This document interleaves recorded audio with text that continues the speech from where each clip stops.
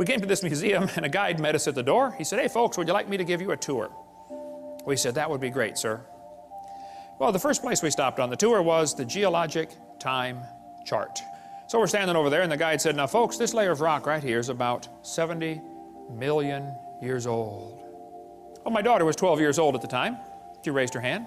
She said, "Mister, how do you know that layer is 70 million years old?" He said, "Honey, that's a good question. We tell the age of the layers by what types of fossils we find in them. They're called index fossils." And by the way, that's correct. That's what the textbook says.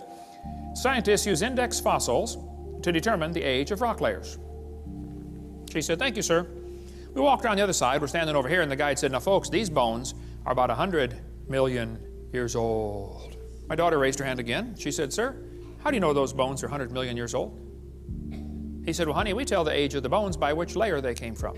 She said, "Sir, when we were standing over there, you told me you knew the age of the layers by the bones, and now you're telling me you know the age of the bones by the layers."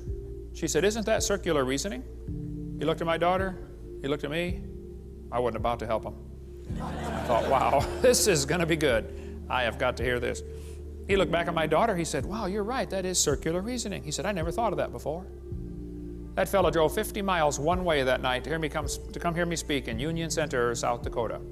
The crowd swelled to 39. We set up a chair in the aisle. Here's a textbook that tells the kids to date the rocks by the fossils, and on the very next page it says date the fossils by the rocks. On the next page, and they don't catch it. It's a lie. It's circular reasoning.